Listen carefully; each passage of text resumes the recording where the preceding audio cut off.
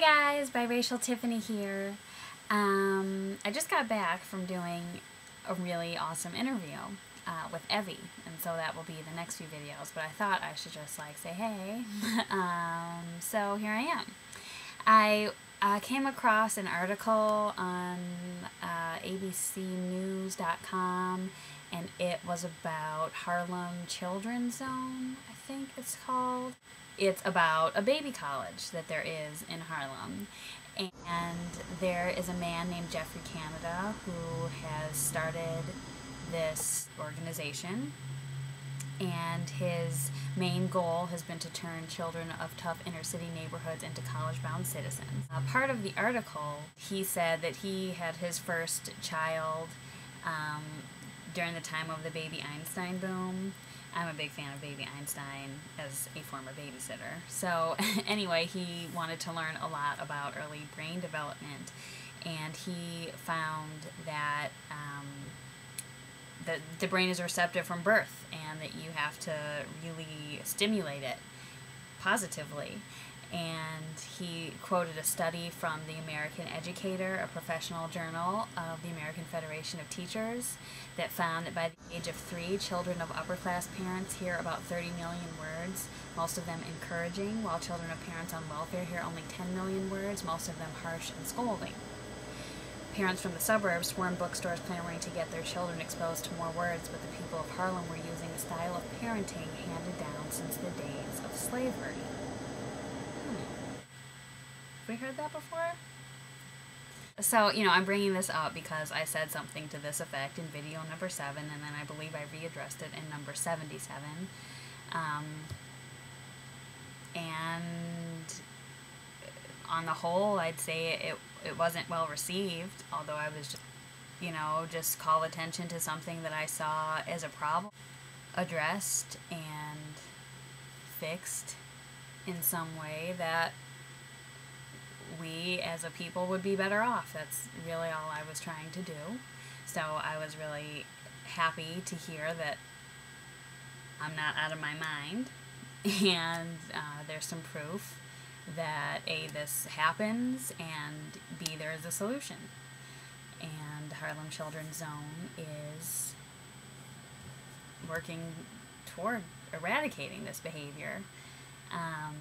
Canada said that Harlem parents were preparing children to be quiet, well-mannered, and subservient because they thought those were the kids who got jobs, and a lot of that teaching included hitting the child. He said he had to go to parents and say, you know what, first of all, you are spending all of your time trying to beat this child into submission. He tried to tell parents that kids are just being kids, testing limits and learning by touch and sound. They're not being oppositional, they're called being two.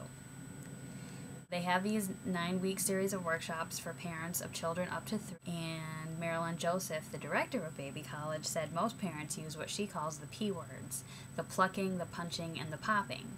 The trick is convincing young mothers to use a different P word, patience, and that can be hard for them to learn.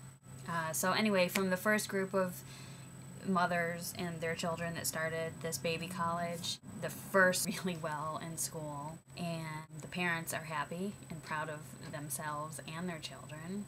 And in the end, what many have learned from this system is spare the rod, and you might just save the community. Okay, so the computer. So I came across this video from blackvoices.com. It's a newscast, and it's about it's about natural hair, ethnic hair, and working out. And this is something I have been struggling, not a big struggle, I'm just saying, thinking about anyway. Since I got my hair done, I have worked out, but I've been reluctant to, and I waited like 10 days, and then I went back to working out, and I seriously was like mourning for a minute that, my hair was going to go back, and obviously still I'm in this sort of in-between state, because I just really enjoy only having to think about brushing it. Anyway, though, this could pose a health problem. When it comes to hair and healthy priorities, it's not easy keeping it straight. I am not my head. I do deliberately went natural so that I could spend more time in the gym. Usually, like during the week when I work out, I usually just leave it curly for the rest of the week. My hair happens to be a part of me, and the easier way for me is to just have a natural style. Women with ethnic hair deciding strong and healthy bodies trump straight and silky hair. A personal revolution health advocates are hoping will catch on because African Americans, who can have the curliest of all ethnic hair, are twice as likely to suffer heart disease and stroke. 4 out of 5 black women are overweight, and a recent study found hair issues keep a significant number of those women from the exercise that might save their lives. We know that 2 things that can begin to reverse heart disease, cancer, diabetes, obesity is simple. It's eating and it's exercise. City Health Commissioner Dr. Terry Mason has heard all the excuses. The first one everybody comes up with is time. I don't have time.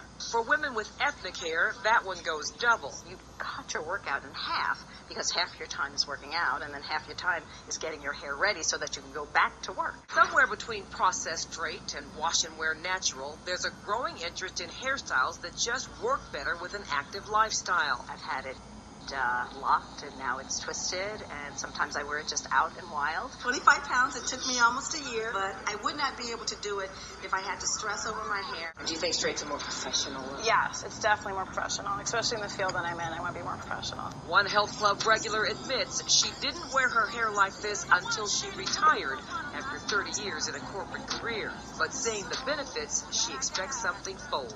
We have to take that first step to walk into that boardroom with our hair twisted and just sit there. There on the left is what I usually look like. That's last night. Tonight's hairstyle, definitely what's called a more ethnic look. The question for you, does one seem professional or acceptable and the other not? Curl Me Bella has a great video about how we are taught from day one that the best thing to have is straight hair, that we can be ignorant of our natural state of being, just as I was until I was 19 and didn't know that I had curly hair. And I think, what we really need to do is not change our hair, but we need to change our idea that straight hair is the best, or that curly hair is wild and unruly and unprofessional. That we really, have to change our perspective on the thing instead of, chemically or however we could do it, altering ourselves and becoming something unnatural so that we forget what we really are, which is kind of what I think the mulatto diet. I hope you've enjoyed this smorgasbord of a video, and I hope that you will tune in to my interview with Evie, because I think it's really good, and it'll be up in a couple days.